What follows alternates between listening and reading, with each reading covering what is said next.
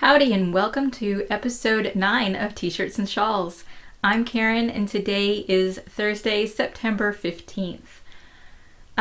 So on Tuesday, September 13th, I had a milestone birthday.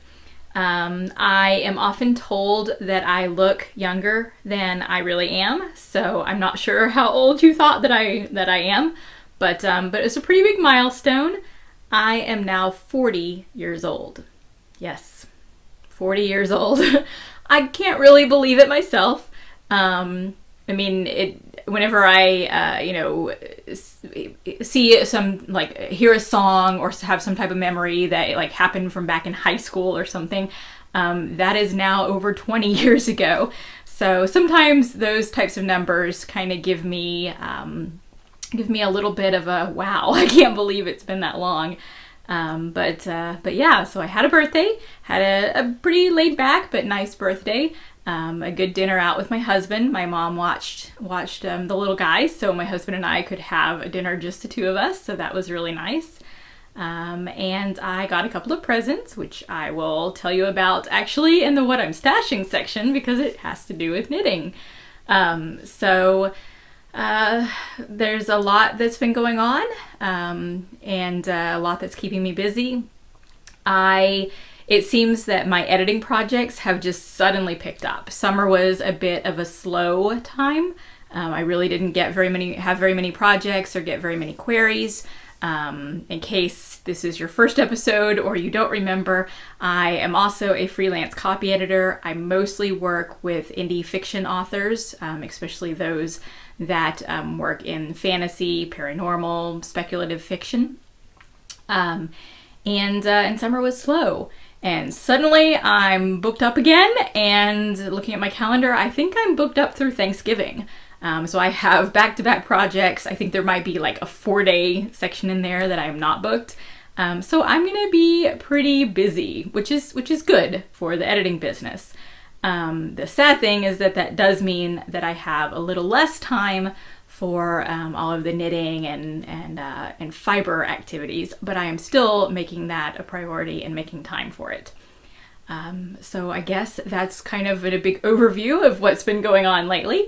I wanted to say thank you very much if this is your first time for watching. I'm glad that you checked out the podcast. Hope you'll be back. And if you are a regular viewer, thank you so much for coming back and being a regular viewer. Let's go ahead and get started.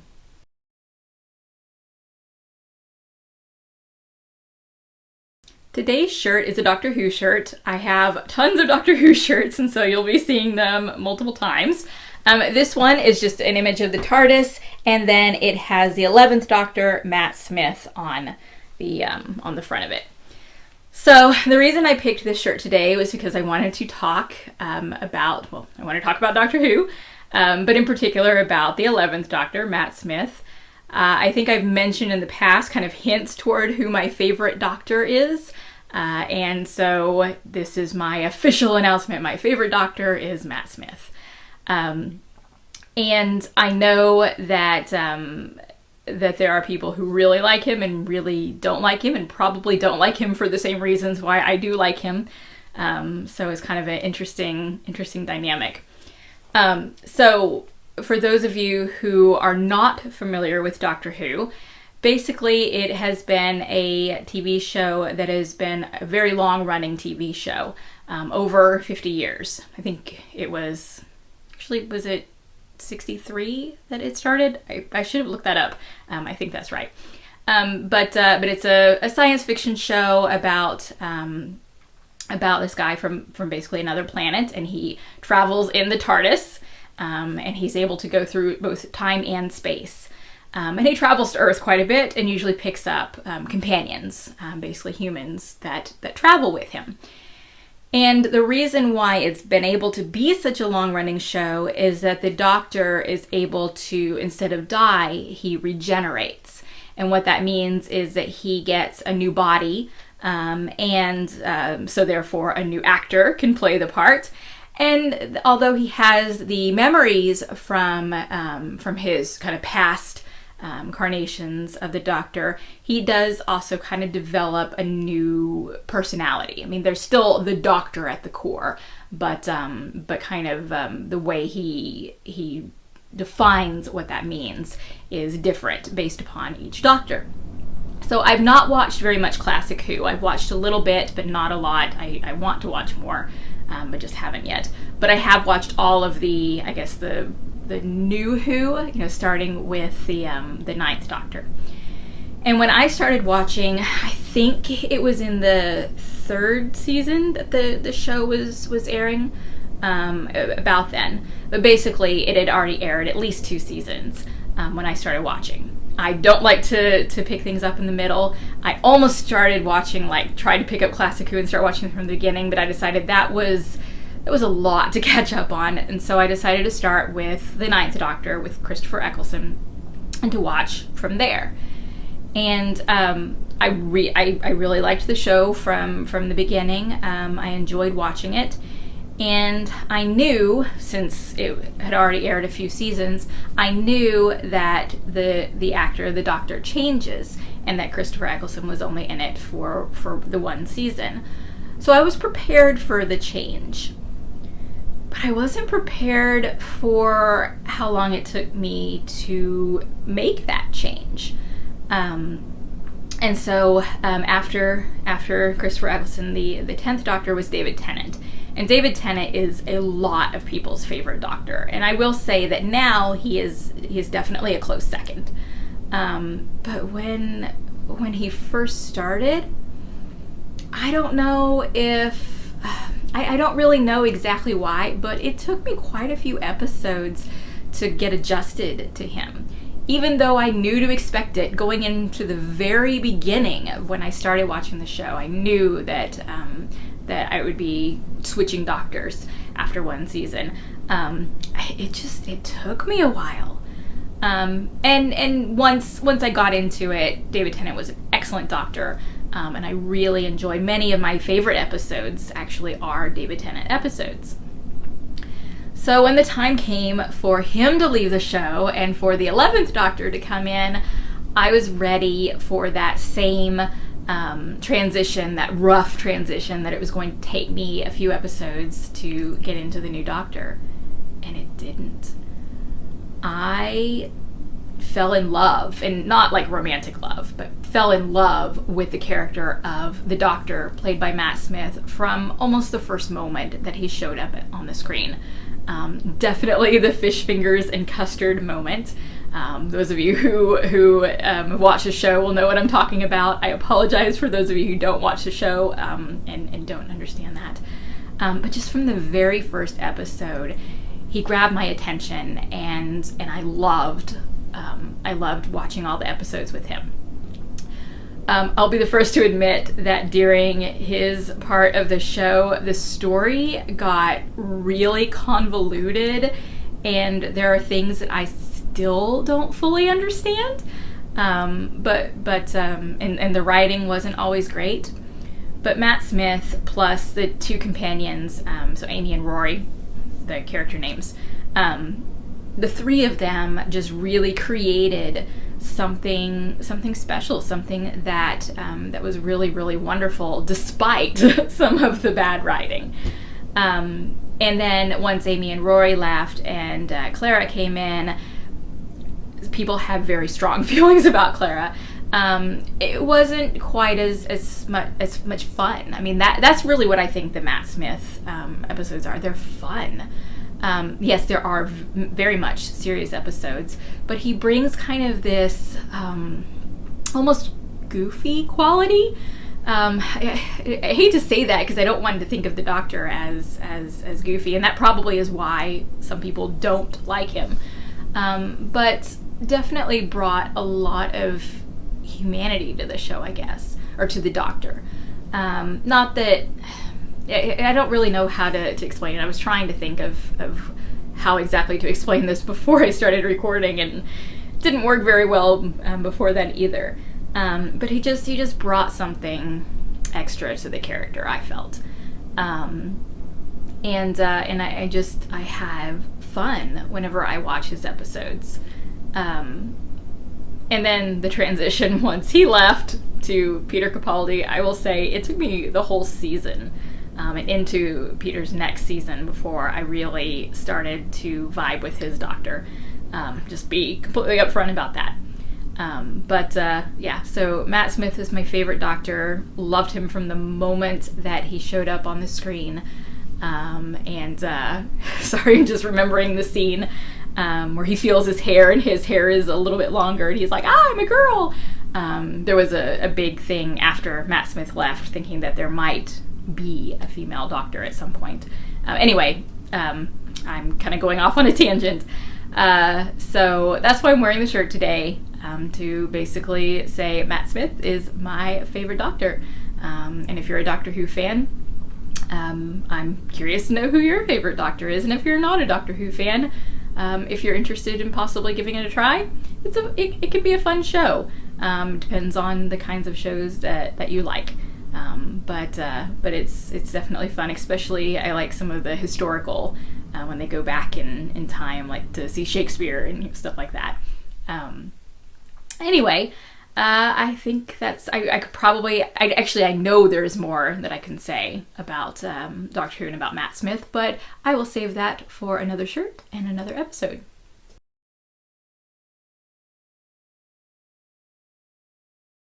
Today's shawl is a Doctor Who related shawl. I decided just to go all Doctor Who today. It is a crescent-shaped shawl. The pattern is Bigger on the Inside by Kate Atherley. So it has this body section, and then the border has a row of TARDISes, TARDISi, however you do the plural of TARDISes, or of TARDIS. So this pattern was published in Knitty, so it was something that definitely was pretty popular, and quite a few people knit it. Actually, if I look on Ravelry, yeah, 1,837 projects, so quite a few people knit this shawl, and have knit and still are knitting this shawl. I enjoyed knitting it, but definitely has some little stories. First off, the yarn is Lorna Lace's Soulmate, which is yarn that has, I think there was something special about Soulmate. Hold on just a second. I'm looking it up really fast on my iPad. Outlast, that's what it's called. It has 30% Outlast, which is a fiber that interacts with your body's microclimate to moderate temperature from being too hot or too cold. Technically, it's with the idea for socks for your feet, for sure. But I think for shawls, that's kind of an interesting effect too. It doesn't feel any different or strange with that 30% Outlast content. This was the colorway Bigger on the Inside that was actually specially done for this shawl. And my local yarn store at the time, because I was in Indiana when I bought the yarn, my local yarn store had the yarn, and so I actually bought it from there. Except with the intention of doing this pattern. Except apparently I didn't read the pattern whenever I bought the yarn, because the pattern calls for 2 skeins. You don't use a lot of the second skein, but you do need the second skein. And I only bought 1 skein. So I don't remember how far along I was into knitting it when I realized that I had read the pattern wrong. And by that time, my yarn shop was sold out. And I probably could have found the yarn online, which I definitely would have searched for and looked and tried to do if I needed to. But I asked in the my local yarn shop's Ravelry group if anyone happened to have, just a partial skein of this yarn left, like maybe if they had already knit the shawl and had some, because like I said, it doesn't take a full second skein. In fact, I only think it takes like a third of the second skein. And there was a lovely, lovely person who indeed had knit the shawl and had the partial skein left. And I can't remember now who that was, But she, I think she actually just gave it to me. I offered to pay for it, and I think she just gave it to me. And I actually still have a little bit of that yarn left. It will be going in my leftover sock yarn blanket. So I was very, very, very thankful to that person who helped me in my little not reading the pattern mistake. The other, actually, I wonder if let's see, yeah, I don't think that I actually mentioned in my project notes about who gave me the yarn. So I apologize. I should have made a note of that because it would be nice to thank her again. Anyway, so when I knit this, basically the idea is that you start with the body. So the kind of meshy section, which is supposed to, I think it's supposed to represent kind of space. And so you do that. And like I said, it's a crescent shaped shawl. So got the shaping there. And then you bind off and then pick up stitches. Actually, looking at the pattern now, see, it's been a while since I knit this, so I don't remember it. But looking at the pattern now, I think what actually is done, is that you start knitting down here and you knit the body going up rather than side to side on a crescent. So I think it's actually a narrow knitting based upon the way this edge looks.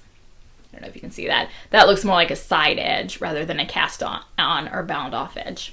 Okay, so you do that, and then you pick up stitches along one of the sides and then knit the border with the TARDIS motif.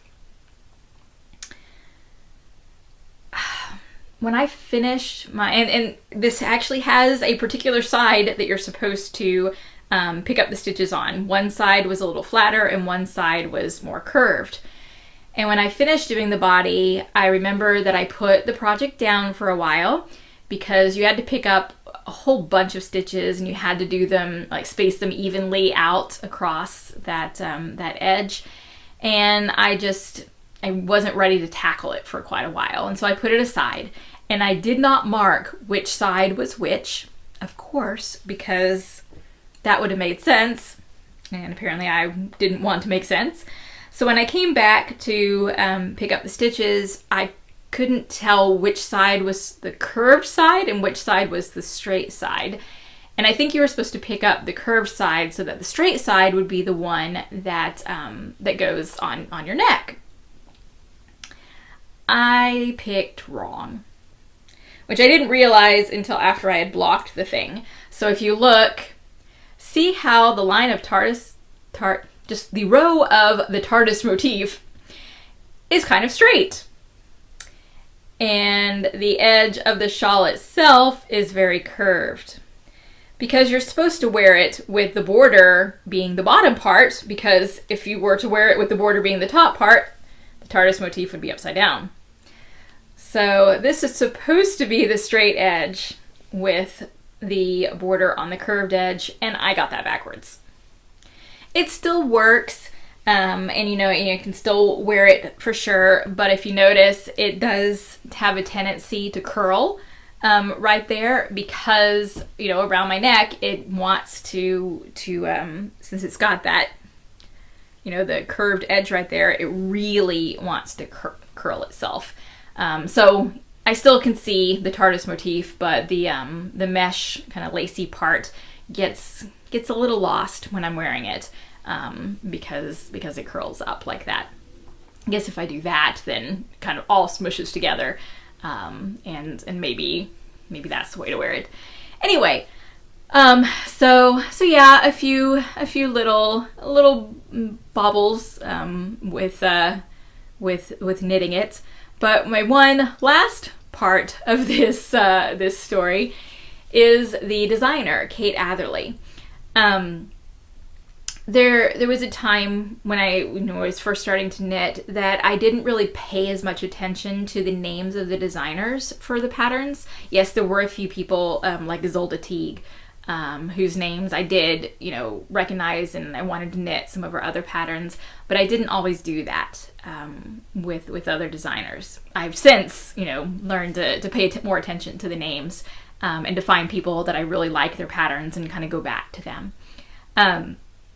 Anyway, so I didn't remember who had designed Bigger on the Inside.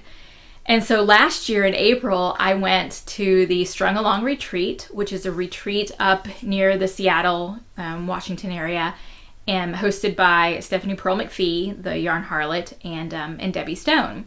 And what they do is they put together it's a really lovely place, and there are 3 full days where people were divided up into 3 groups. So I think there are 40 people that the retreat can hold, and then we're divided into 3 groups, and you stay with your group, and each of those 3 days you have an intensive day-long class with one of the featured teachers. And then the next day you move to the next teacher, and then, the other groups shift around as well. And I'd wanted to go to one of these retreats for a while. There are 3 each year, so it's the Strung Along Retreat. They are done in April, June, and November. I'd been wanting to go, so I was keeping my eyes on the retreat. And when they announced the teachers for the April retreat, it was Stephanie Pearl McPhee and then Clara Parks teaching about yarn. And just thinking, a whole day intensive class, small group with Clara Parks learning about yarn. Yes, please. And then Kate Atherley was teaching about kind of how to make adjustments on patterns to help it fit you better. So especially for garment patterns. And she had just written a book about designing knitting patterns, how to write knitting patterns. So not how to design them, but actually how to write them. Because along with being a designer, she's also a tech editor. And I had just read the book right before the announcement of the teachers. And so, her name was definitely also kind of on the top of my list of people I was admiring. So I thought, taking 3 classes from these 3 wonderful people, yes, I definitely want to go. So I asked a friend if she wanted to go with me, and she did. So we arranged the trip and had a really, really brilliant time. The reason that I'm bringing this up and talking about it in this section is because it was either before class or during the break with the class with Kate Atherley. She was talking to someone and mentioned how exciting it was whenever she sees someone wearing Bigger on the Inside in the wild. So basically, just running into someone randomly and seeing that they're wearing that particular shawl. And I just remember thinking, I knit that. But why would she be so excited about running into someone who was wearing it? And that's when it hit me. Excuse me. She had designed the shawl. No wonder she was so excited about seeing it in the wild. So I didn't say anything, but I felt a little silly not realizing that she had knit this really, really fun Doctor Who related pattern. So that's actually a lot that this one little shawl, kind of a lot of stories that it brings up. And we still have a lot to cover, so I'd better move on.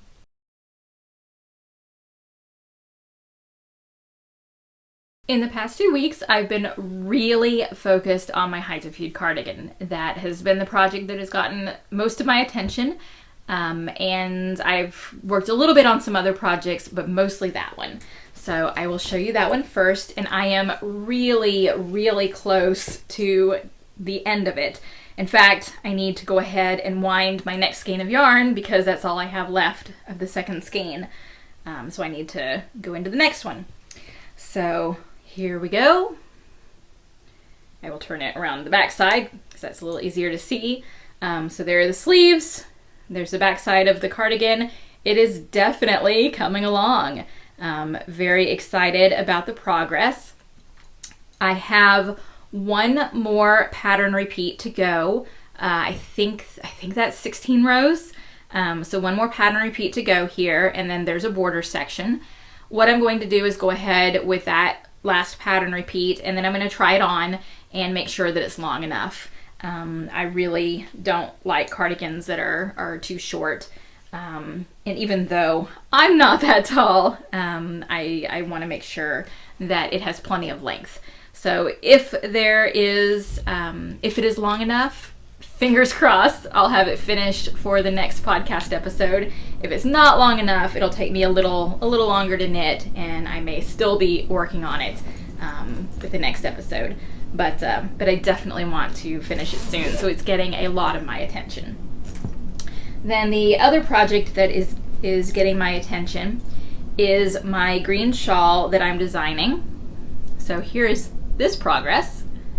So I showed it last time. I think when I showed it last time, it was like that small or something like that.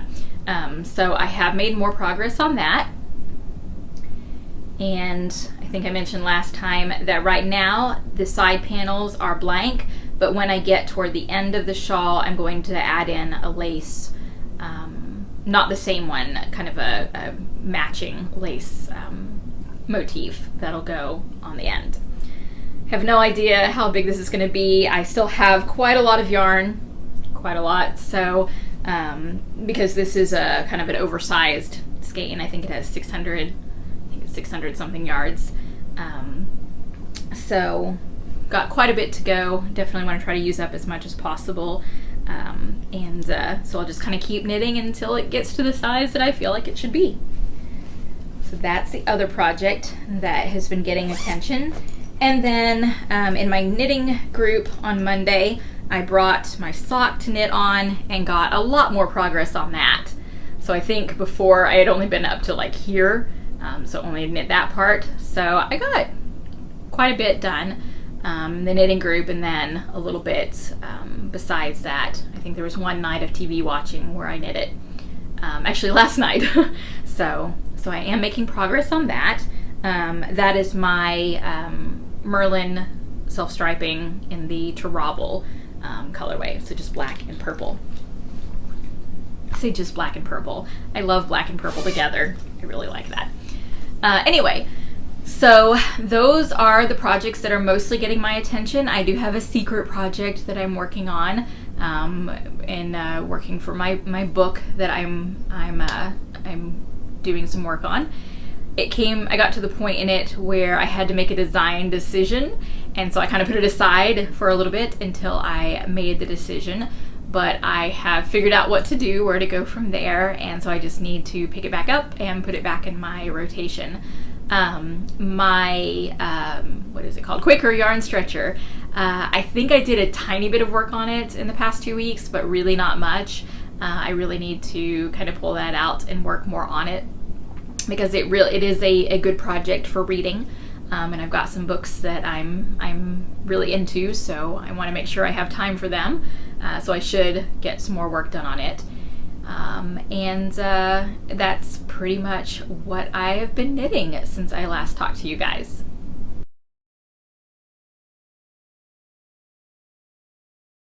So I did get a little bit of spinning done in the past 2 weeks. A little bit.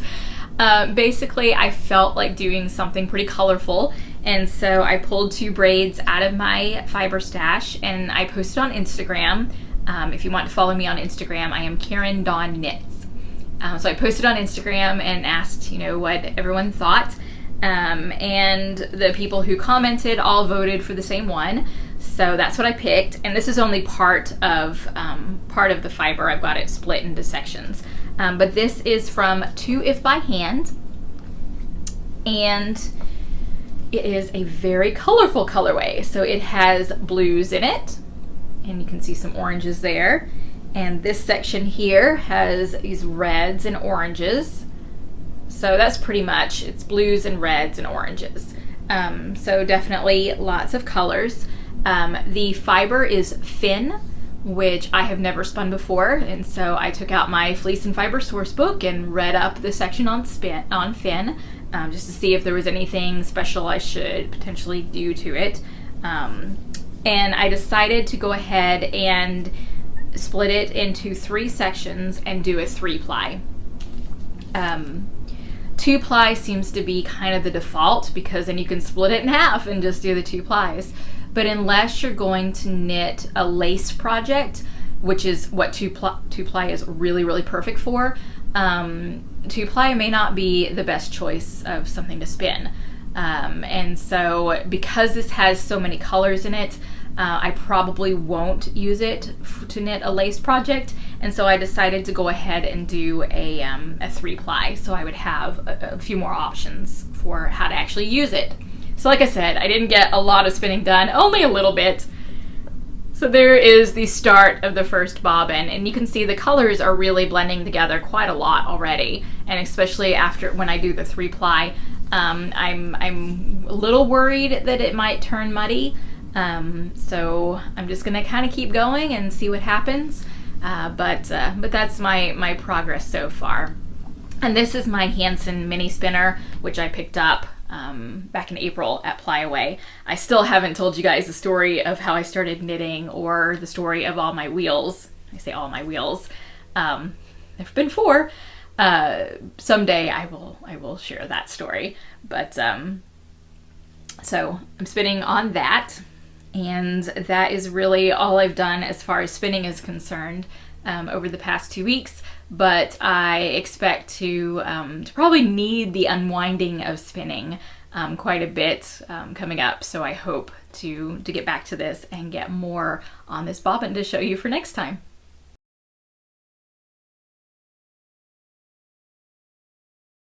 So the past 2 weeks I have not stashed any yarn, but I did get a couple of other things that are knitting related, or fiber related, I should say. As I mentioned in the first part of this episode, my birthday was on Tuesday, and part of my birthday present, actually my birthday present from my husband, was a battery for my Hansen mini spinner. So that way I don't have to always plug it in. I can use the portable battery so I don't have to be by an electrical socket whenever I want to spin.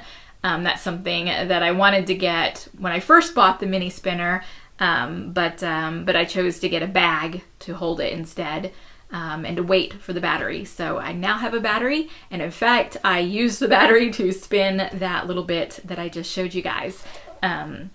So I'm very happy to have that. And then my mom got me a really, really nice present. This is probably going to take up the entire screen. This giant book, Tudor Roses by Alice Starmore.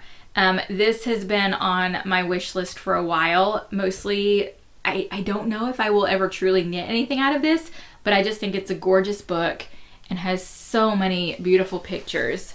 And I really, really like it. Some of the patterns are Fair Isle and some of them are cables. Those are kind of 2 of the things that Alice Starmore is really known for. I mean, just look at the cabling on that. Isn't that just gorgeous?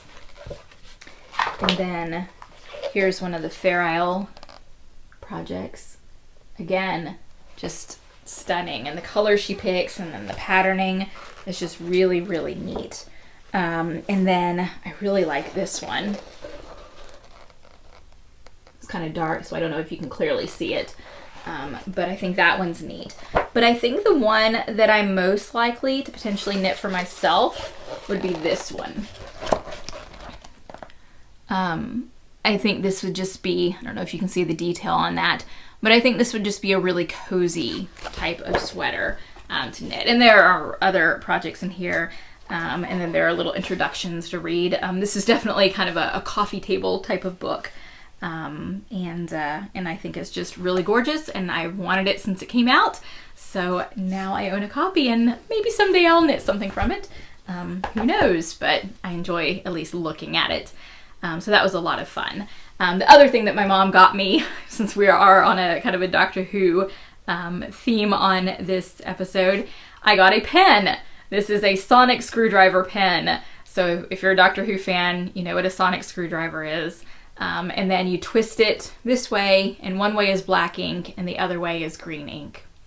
So it was funny because my mom, it was on my wish list, my mom had no idea what this was, and when she got it, she was like, well, it says it's a screwdriver, you know? So she actually expected it to be a screwdriver. So she was a little bit confused, and I think even my explanation to try to explain what a sonic screwdriver was, Didn't probably quite reach her, but it's nice that she still at least recognizes my geekiness for the Doctor Who fandom, and bought this for my wish list. So fun to write with. And that's what I've been stashing, and also what I got for my birthday.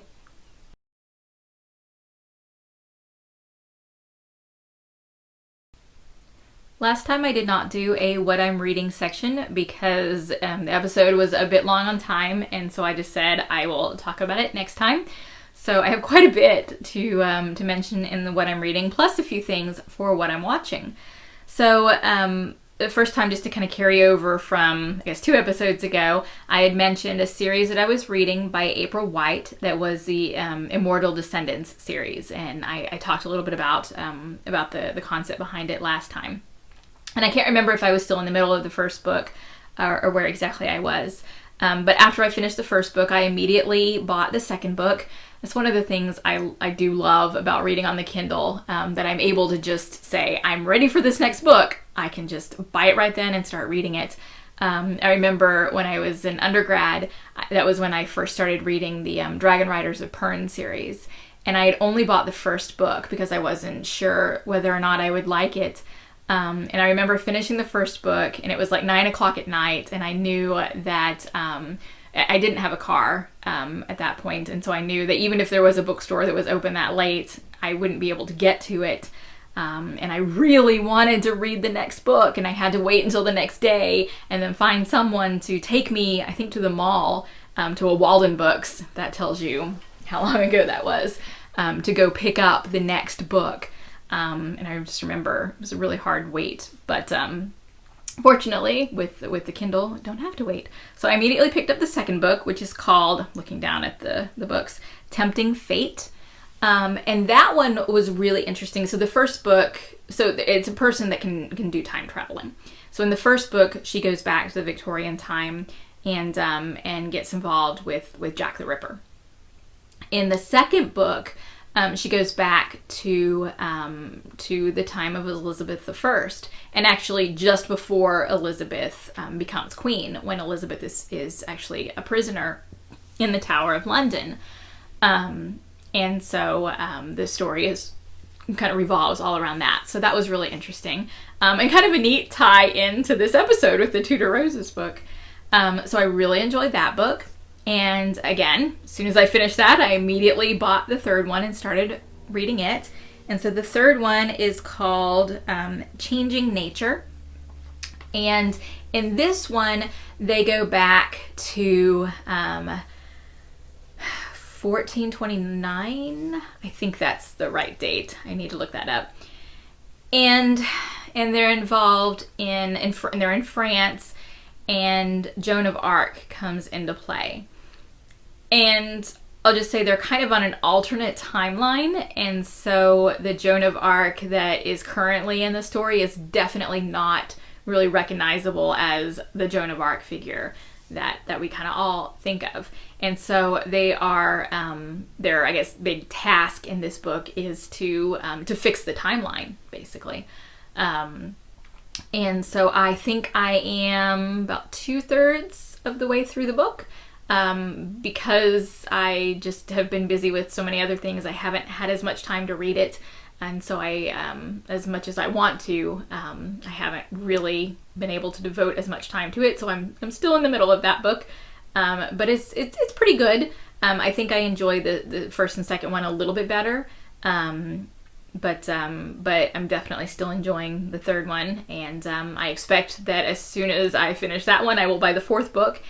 And there are 5 books in this series, and if I remember right, or actually, unless this is updated, I did look at the author's website, and the 5th book is still being written. So once I finish the 4th book, I will have to wait until the 5th book is released.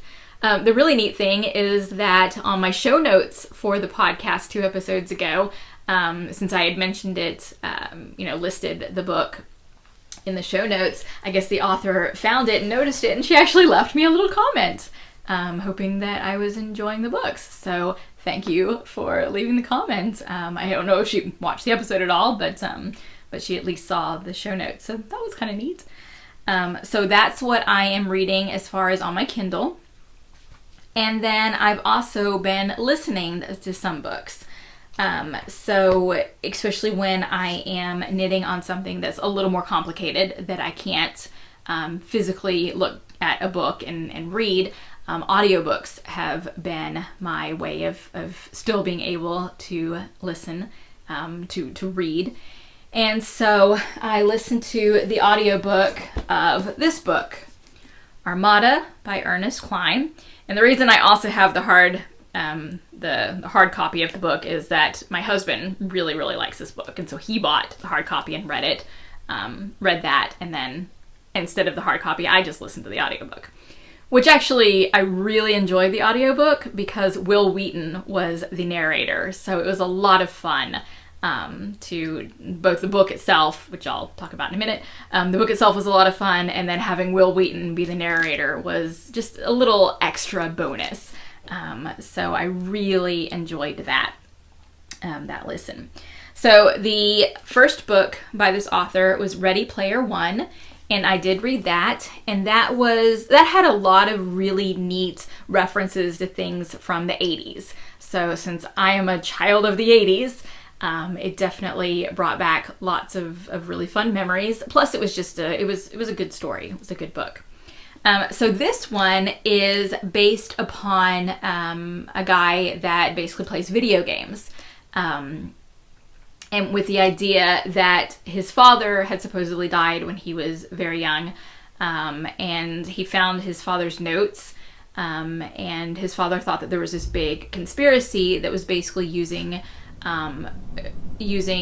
television and movies and video games to train the population to be able to fight an alien invasion if it arrived. And the book definitely mentions Ender's Game. So if you're familiar with Ender's Game, if you're not familiar with it, I don't want to give too much away. But it definitely kind of has some parts that kind of resonate with that. So it's the idea that this guy's father had this kind of seemingly conspiracy theory about all these things, especially the video games preparing people for an alien invasion. And it turns out his dad was right. And I don't want to give too much away beyond that, because I think obviously where else would the book go if his dad was wrong? It comes to terms pretty quickly that that's what's actually going on. And so they go off and are fighting aliens. But what it has in it, so with Ready Player One, it had a lot of the 80s references. What this has in it is a lot of video game references. And I really don't completely consider I really can't consider myself a gamer these days, because I don't spend much time playing video games. But I used to spend a lot of time playing video games, and my husband is a gamer. He still plays a fair amount. So although I don't have all of the kind of inside references that the book probably talked about, I know enough that the references were still fun for me. So just a little why I don't really consider myself a gamer anymore. I grew up with the original Nintendo. Well, actually, I grew up starting with an Atari and all of those things, and then when the original Nintendo came out, got one of those and played it quite a bit. I know I've mentioned that before. And then when I was in college, a friend of mine introduced me to a text-based game, and there were lots of these games. They were called MUDs, Multi-User Dimensions, and it was basically like playing something like Dungeons and Dragons, where you had the world that was there, and it was all text-based. You created a character and you logged in as the character, and you could talk to other people, so it was a multiplayer game. There were other people all across the United States and around the world that were also logged in. You could go out with them, and fight and explore and all of those things. You gained experience points. You joined guilds. My main character was a bard. And, I especially my freshman year of college, but even all throughout my undergraduate years, I played that game a lot. If any of you guys were people who played on MUDs, my MUD was Nirvana. And there were several that were popular, but that's mostly the one that I played on. And if you did ever play on that, tell me hi, and what your name was. Anyway, and especially my freshman year of college, I probably spent a little too much time on the game. In fact, there were times that I skipped class because I wanted to play. I will be completely honest. And so I know, and I remember, we would talk about, this is text-based, and someday this is going to be kind of a graphics-based game, the same idea, and games like Ultima Online, and I think EverQuest came out, and suddenly it was like, we were right! This text-based thing is turning into this graphics-based game, and now there's World of Warcraft and all of those types of games. So if you aren't familiar with the text-based ones, just think World of Warcraft, but everything is text-based. You don't see any pictures or images. And I've never played World of Warcraft because I'm afraid that if I start, I will become addicted. Because I know how I was with just the text-based one. And I just really know that I can't do that right now.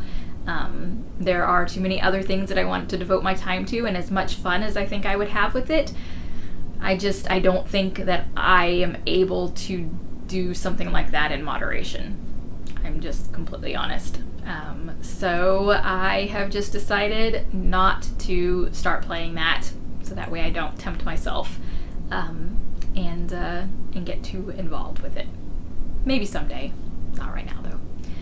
So that book was fun as far as that is concerned. And then when I finished that audiobook, I kind of bounced around between audiobooks trying to figure out what I wanted to listen to next.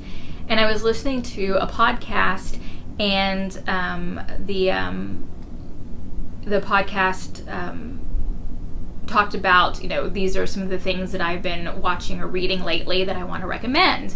And he recommended this book called Ghost in the Wires by Kevin Mitnick.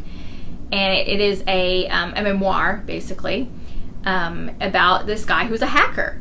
And basically the book goes through all of his experiences, starting out as a hacker and everything that he goes through, being one of the most wanted hackers, and basically being on the run, having to change his identity and to make a new life for himself, basically.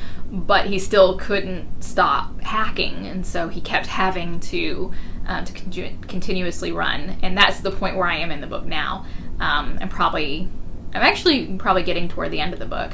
I think there are only a couple of hours left in the audio narration. And I will say that it is a really, really fascinating book.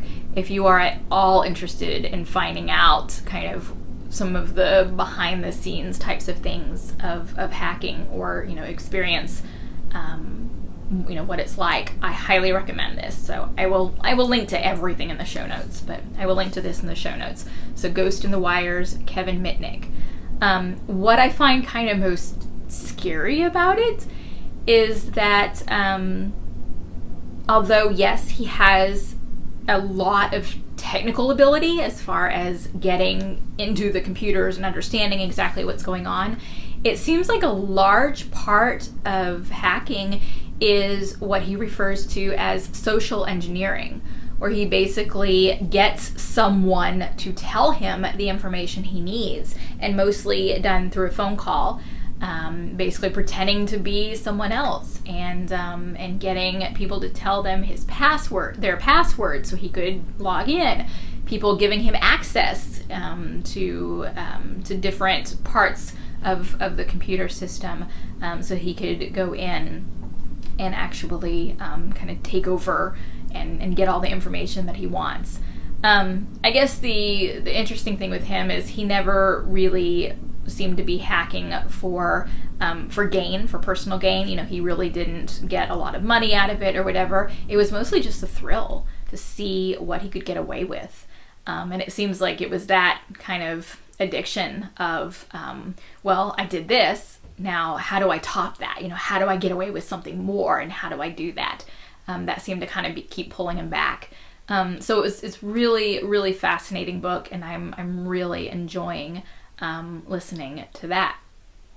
And so those are the things that I've been reading, but I've also been watching a few things. So as I do things like reskein yarn when I'm after I've dyed it, or prepping yarn for self-striping, I usually watch something or listen to podcasts or the audiobooks.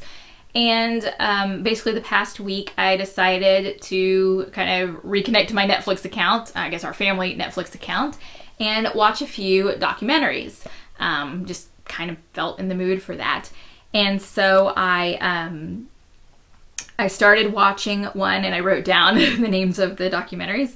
I watched one called Witches, A Century of Murder, and it was mostly focused on the witch craze in England that was going on when basically there were a whole bunch of things going on in Europe, but this was focused on what was going on in England.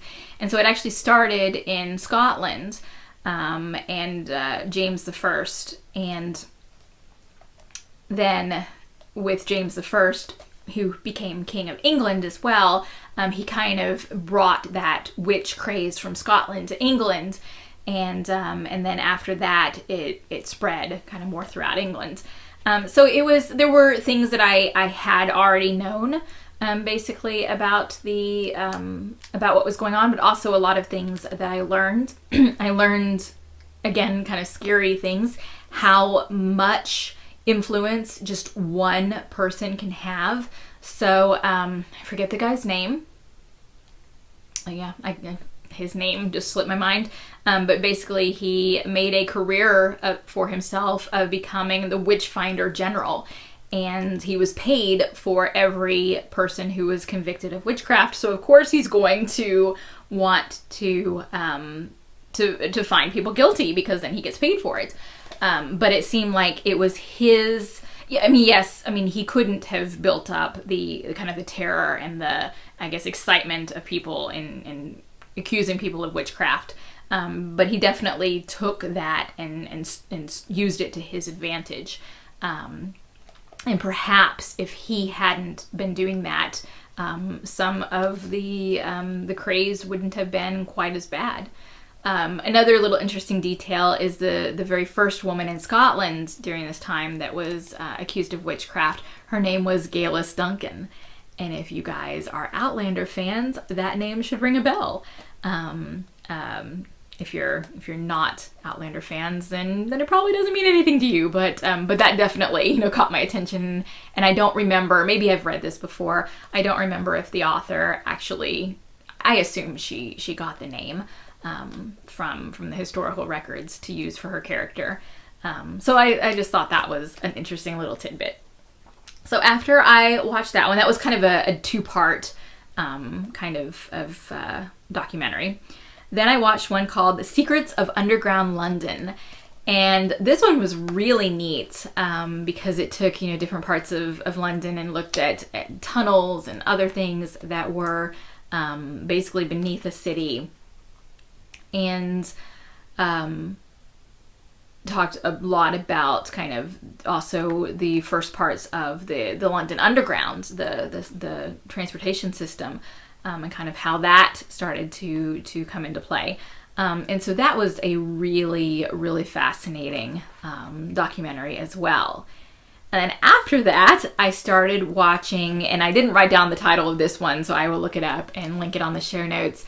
It's either Secrets of English Castles or something English Castles. And it's actually has multiple episodes, and each episode picks a specific castle and gives you kind of the historical background of both the building of the castle as well as whatever historical events happened within or around the castle. So that, I think I'm in the 5th episode. I think I finished the 4th one and just started the 5th episode of that one. So that's a really, really fascinating series of documentaries as well.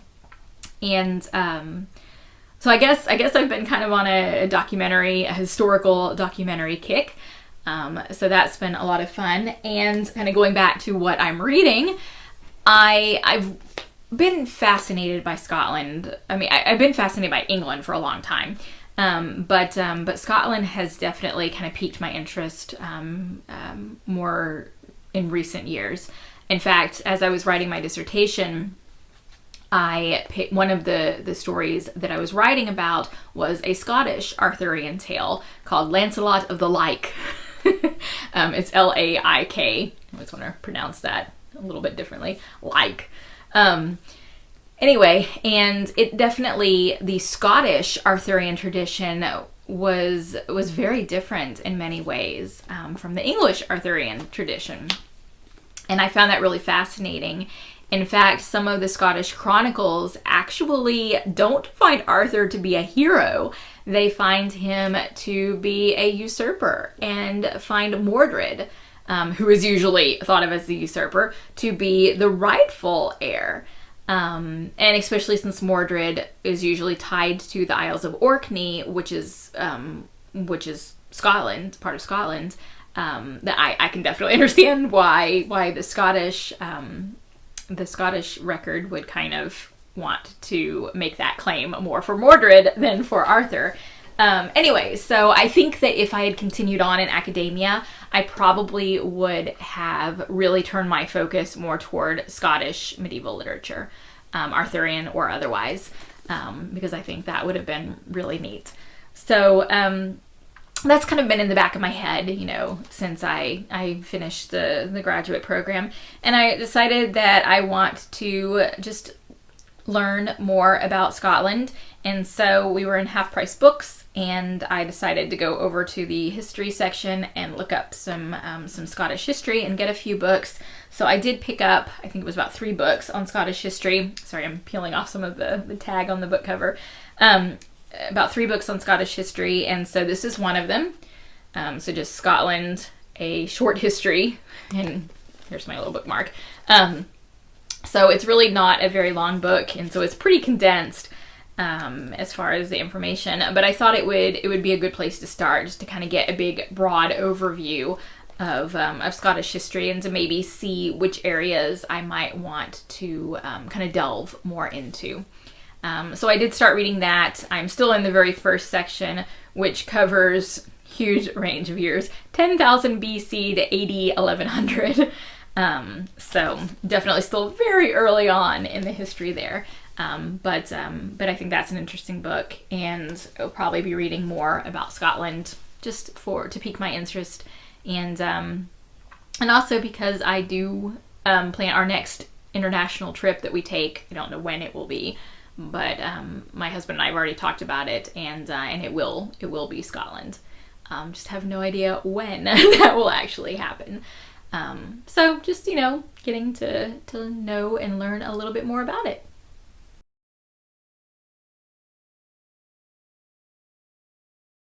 I mentioned before that I have a Facebook group called Build Your Knitting Skills and Confidence. So if you want to join that group, then I definitely invite you to do so. And that group has weekly challenges, or daily challenges, that are basically the same. So every Monday we set a goal for the week. On Wednesdays we share our works in progress and our progress on them, and so on. But I've also, in my newsletter, I write articles, basically tips and tricks for each newsletter.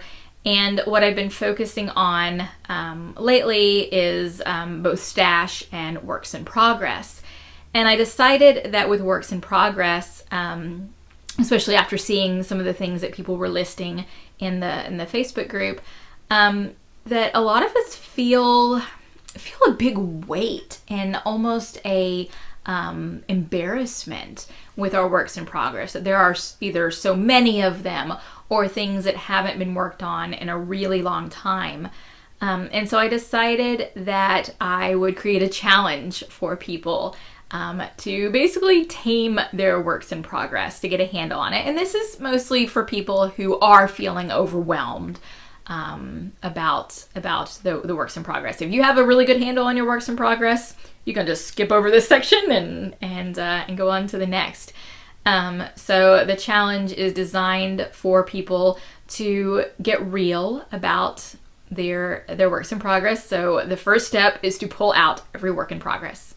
Every single one, even the ones that have been hiding in the back of your closet. And then the rest of the steps go through a process of deciding individually for each work in progress, is this something you truly want to continue working on?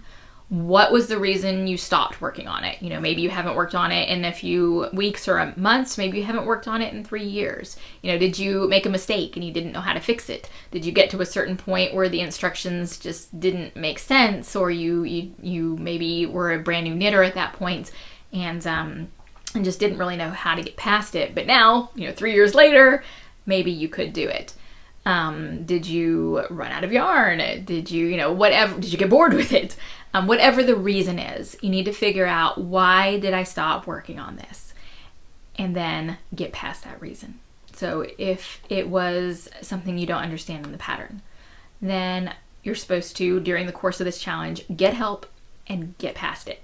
To knit at least one row around on a project to turn it from inactive to active. So do that for each work in progress.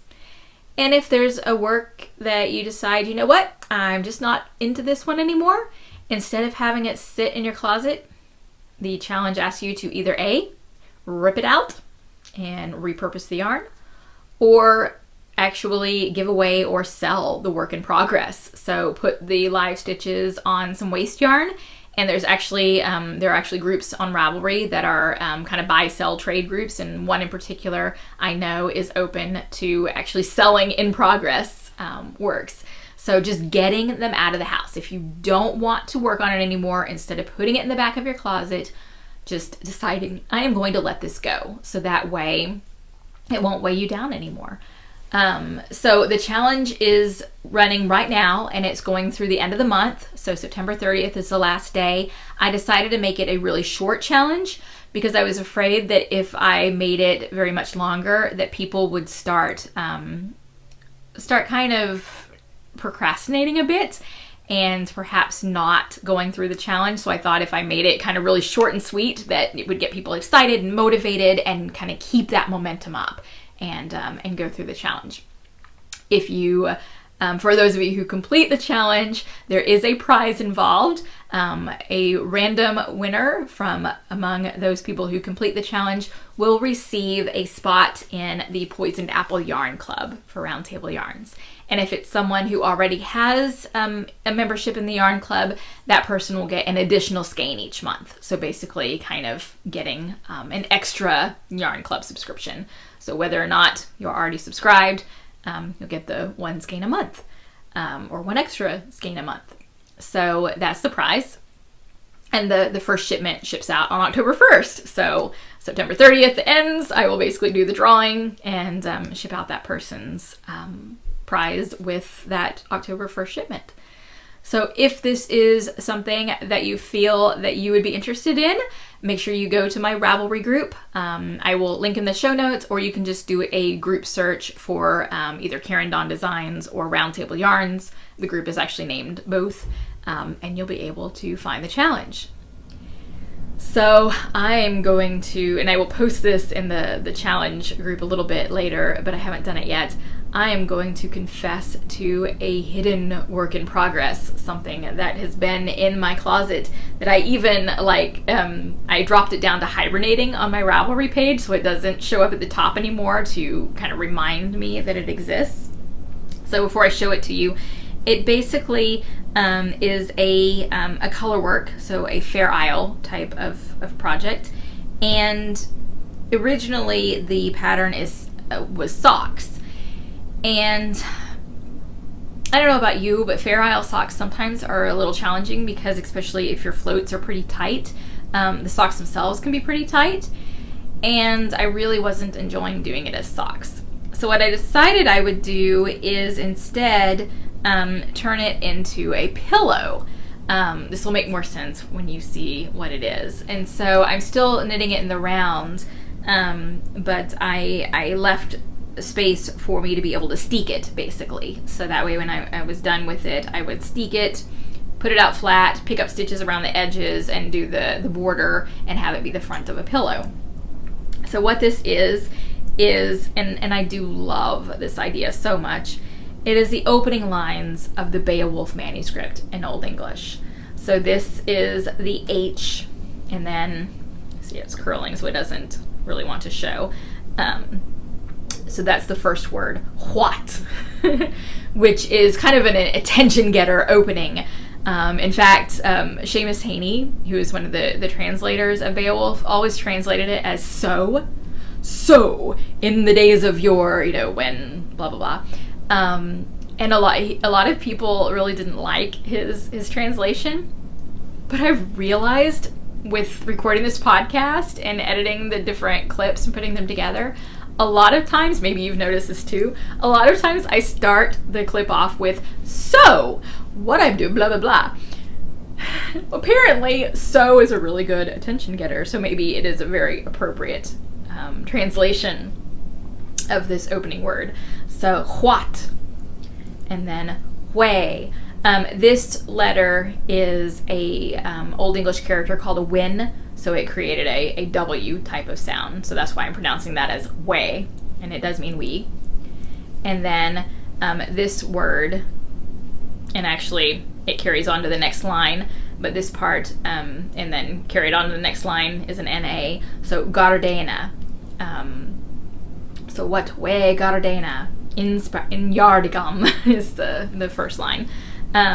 So we spear Danes in years gone by. Anyway, so I love this idea, the opening lines of Beowulf actually, put on, so like I said, the pattern is a sock. This I was going to make into a pillow. It's been a while since I've even pulled this out of the closet. I had to dig to the top of my closet to go get it. I have to be honest. I love how colorwork, stranded knitting, Fair Isle, however you want to term it. So you can see there are my floats on the back. I love how it looks. I really don't love knitting it. I will just be completely honest. There is a reason why I do lace and cables. That's what I enjoy. I like the results of Fair Isle, but I really don't like the process. And so this has been sitting unloved in my closet for quite a while. And you know what? I know I'm not going to finish this. I'll just be honest. I know I'm not going to. So part of my challenge, my part in this challenge is to decide, yes, I am truly not going to finish this project. I am going to rip this out and either decide to do something else with the yarn or to decide to destash the yarn. So that is my part of the challenge and my little secret work in progress that I don't mention because, yeah, I am not embarrassed about it, but, it's hiding away and hasn't seen the light of day in quite a while. And it's in this really cute little project bag with these cats on it. I actually sewed this project bag. So it also is taking up room in this project bag that I'm not getting to use because of that. So my part in this whip challenge will be to rip that out and decide, you know what, as much as I love the idea of this project, it's just not going to happen. So if you have any projects like that, doesn't even have to be to that extent, I definitely invite you to join the Whip Works in Progress challenge over in my Ravelry group.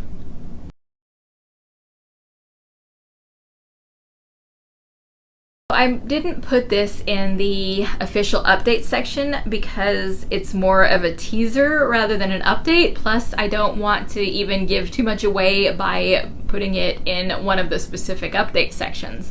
So with that being said, the yarn crawl, the DFW yarn crawl, the organizer, Cindy, and then her committee have really been devoted to making the local fiber community stronger, both supporting the businesses that are in the community as well as the knitters and crocheters and everybody who are part of that community. And so one of the things that they are wanting to do is to have the yarn crawl not just be a yearly event, but be something that that has events and things that are going on all year long. And so they have come up with this really neat idea. I'm intentionally being vague because it has not been announced and we're just teasing it right now.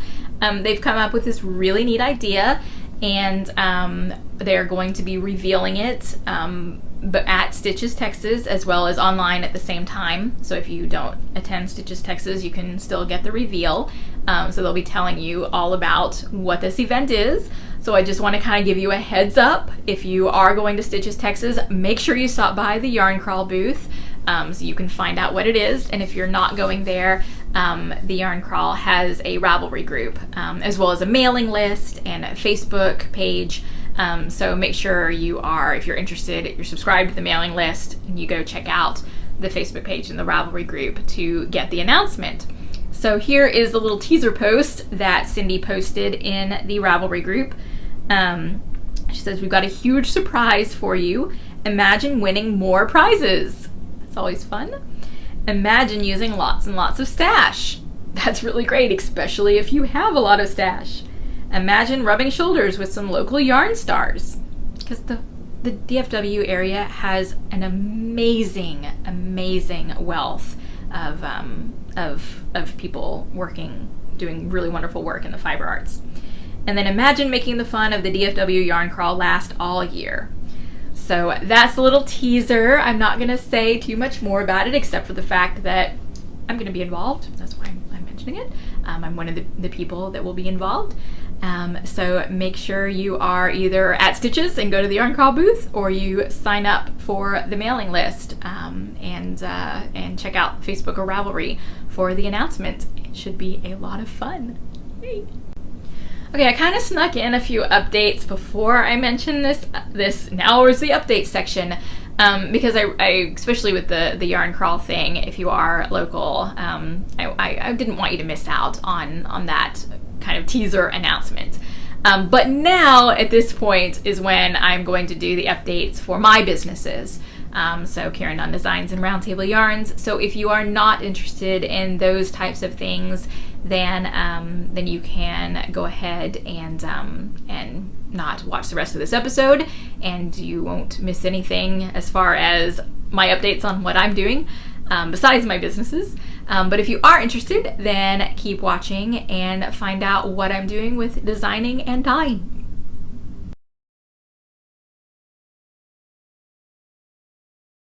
So for Karen Dunn Designs, today, September 15th, was the kickoff for the Polyzina Knit Along. So that is this shawl that I've shown you before. So it's a semicircular shawl, half pie, and it makes use of a gradient yarn from Art by Anna. And so beautiful pink to purple to blue.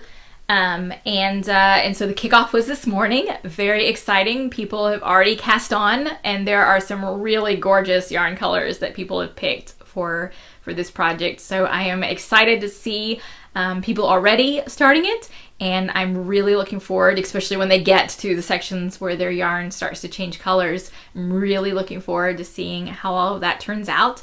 It is definitely not too late to join. So if you are interested, the Knit Along started today and runs through November 15th, so you have plenty of time. The Knit Along itself is hosted in the Art by Anna group, so I will link to that, so that way you can get to that. The pattern is the Polyzina shawl, and right now it has special pricing through the end of the Knit Along. The regular price of the shawl is $6, but between now and November 15th, if you add it to your cart on Ravelry, it'll automatically be $4. So you basically get $2 off. So I hope if you are interested in that Knit Along, I hope you'll join us. We actually had a little pre-Knit Along prize competition going, and so the winner of that was announced this morning. And so that was fun to already kind of get some excitement going with prizes. there are more prizes. So make sure if you're interested that you check the show notes and get the link so you can see where the knit along is happening. As far as what else I'm working on, I have the green shawl that I showed in the what I'm knitting section that I'm still working on. I really don't know how long it's going to take me to finish up with the sample, so I really have no estimate on when that pattern might be ready for release. But it's still unnamed. I haven't come up with a name for it, although I do have a couple of ideas. I'm kind of letting them percolate to see if that's the name that I want to use. So we'll see, and once I figure out the name, I will let you know. And then I'm continuing to work on the projects for my book. Still in the first one. There are 9 projects in the book, and still in the first one. I mentioned in the what I'm knitting section, I came upon a little design. I needed to make a decision on the design, whether or not to make it so the pattern in the chart is really easy, or to make it so there's a little bit of complexity, especially in the chart, but overall makes the pattern or the project itself better. And I decided, you know what, I'm just gonna have to go for it, and the pattern will be a little bit more complicated to explain. Not really to do, just to explain. Because it basically involves, I'll give you this little tidbit, it involves having to do a cable over the beginning of the round. There's a little bit of a hint there. And I think that overall it would be better to do that. It's just hard to show that on the chart. So that's really what I'm doing with designing. Got the knit along going, and then a couple of designs on the needles. The one design that the blue cowl, is still in test knitting. So the test knitters, a couple of them have already finished, and then some of them are still working on it. I usually send my patterns 2 at a time to go to the photographer and tech editor and layout designer. So there will be a delay for that cowl pattern until I finish the green shawl, so I can send both the cowl and the shawl at the same time. So just that's a little heads up on timing there. And that's really what I've been working on and designing.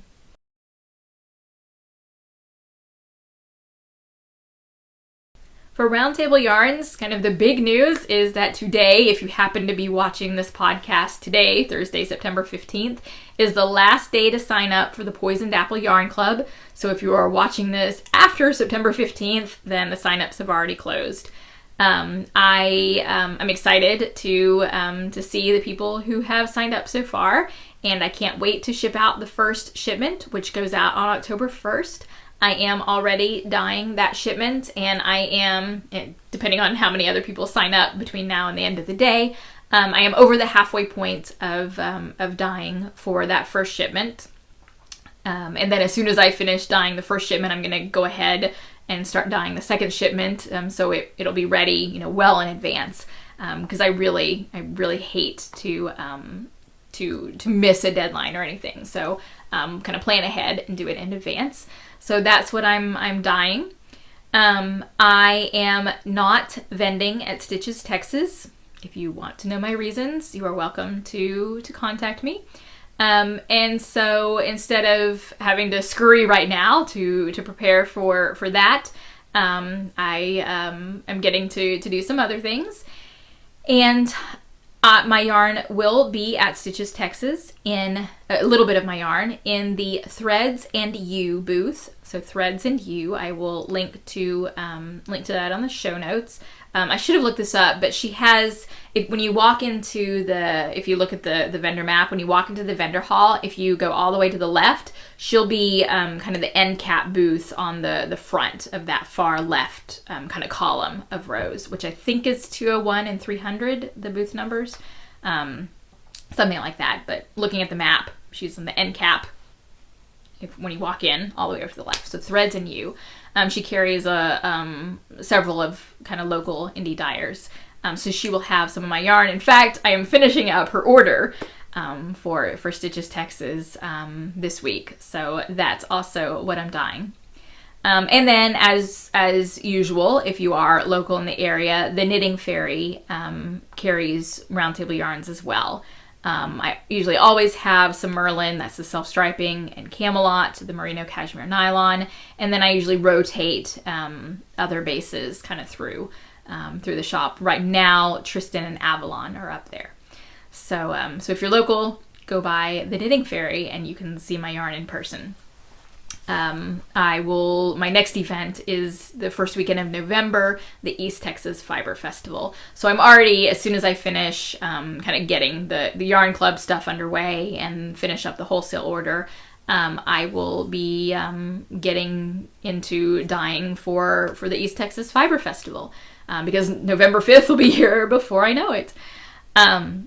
So that's kind of some of the big things that are going on. The other thing that I am doing is that one of the people that I know, one of you guys, his name is Tim, and he contacted me and Elisa from the Knitting Fairy to ask if we could put together something to do a fundraiser for and I wrote it down so I get it right, for the National Hemophilia Foundation, Hemophilia Walk. So it's a walk to raise money for the National Hemophilia Foundation, which, despite its name, actually covers not just hemophilia, but other kind of bleeding disorders. And in fact, he mentioned that they're going to be changing the name. So it's more clear that it contains hemophilia as well as other bleeding disorders. So he is doing the walk, and he asked if we would be willing to put together a kit. And have part of the proceeds of selling the kit go toward the National Hemophilia Foundation. And so, yes, we were happy to do that. So Elisa came up with a pattern. It is a hat pattern, and I haven't seen it in person yet, but she sent me pictures of the prototype. It's a really neat pattern that's brioche, which I know is like one of the popular things right now. And the top of the hat forms an X. So if you're looking at the hat from the top, because hemophilia is something that is passed along on the X chromosome. So it's a disorder that passes basically from the mother to the child. So kind of a neat little tie-in to the I guess the reason for putting this together. And then I dyed the yarn for it. And we went with my Lancelot base, the worsted weight base, for the hat. It's a nice, really squishy base, and especially in the brioche, it just really kind of adds to that squishiness factor. And I dyed it in just a red color, because I figure, if we're going with bleeding disorders, let's just get blood red. So it's a really red color. And the colorway name is Victoria, because Queen Victoria, actually, a couple of her children had hemophilia and passed it along kind of in the bloodline of the royal family, even into other royal families. So one of her, I think it was one of her daughters, maybe a granddaughter, married into the Russian royal family. Remember the Romanovs, the ones who were murdered? One of the charges against them was that the queen, or the Tsarina, I think that's right, that she passed along hemophilia, and so she brought the English disease over, and that was one of the kind of charges against the royal family. Anyway, so Victoria, the name of the colorway, it also ties into the Arthurian realm, because during the time of Queen Victoria, there was a resurgence of interest in the Arthurian legends, and we have Tennyson's poems and a lot of the pre-Raphaelite paintings, especially Waterhouse and that type of set, that were doing a lot of Arthurian themes. So I think it's kind of a neat, a nice name to tie both the Arthurian Roundtable yarns into the reason for doing the color. So we're still working out the exact details, but the kits will be on sale. So both the yarn and the pattern will be on sale starting at Stitches, Texas. I believe at this point the kit will be $25 with $15 going toward the Hemophilia Foundation. I that's what we're kind of proposing right now, but I don't want to say that's 100% final until we make that 100% final, but that looks to be what we're going to do. So for every kit sold, $15, pretty sure $15 will go toward the foundation. We will have that number for sure when the kits go on sale. So they'll be available at Stitches, Texas. They will also be available at the Knitting Fairy. And I may make them available online. I still need to work out the details. I want to make them available online. I just still need to work out the details of that. The walk itself is toward the end of October. So we'll basically kind of be pushing the kits hard until then. Hopefully guys might be interested in purchasing a kit and having part of that be a donation. And then after that, the pattern and the colorway will kind of just be released separately and not necessarily for the proceeds. So the kit itself, purchases of the kits, part of that will go toward the foundation. And then after the walk, the colorway and the pattern will be available for general purchase, I guess you could say. So kind of keep that in mind, and I will give you more specific details as I get them. I just wanted to make sure to mention it here because I'm not going to be looking at my calendar. Yeah, the next episode won't be until after Stitches. So I definitely wanted to make you aware of that. So that is the Knitting Fairy. So if you're at Stitches, Texas, go to the Knitting Fairy booth. There will be kits available for purchase, and depending upon the popularity, if they sell out, then we'll be taking pre-orders, and I will be dyeing those up as they are ordered and get it sent to you. So that I think is kind of I'm glad that Tim approached us and asked us to do that. I think it will be nice to be able to contribute. And I'm trying to think, are there any other bits of dyeing news? I think that's the main thing. So if you're watching this today, you have just a little bit longer to sign up for the Poisoned Apple Yarn Club. If you're watching this after September 15th, then the Yarn Club is closed. And if you are interested in future yarn clubs, make sure you are signed up for my mailing list so you don't miss out. And I think that wraps up the podcast episode. So thank you so much for watching, especially if you watched through to the end. If you are inclined to leave a comment or a review, I would really appreciate that. And otherwise, I guess between now and the next time I talk to you, I will be at Stitches, Texas, most likely on the Saturday of Stitches, kind of in the afternoon. So you might find me in the vendor hall if you're also there on Saturday. So I will talk a little bit about that, give you some more, the reveal for the special secret surprise for the Yarn Club will be revealed by then. Not the Yarn Club, the Yarn Crawl will be revealed by then. So the next episode I can give you the details of that. And I am hopefully going to finish my High to Feud cardigan to be able to show you in 2 weeks. So fingers crossed that I have time and I'm actually able to do that. Otherwise, I hope you have a fabulous next 2 weeks and happy knitting!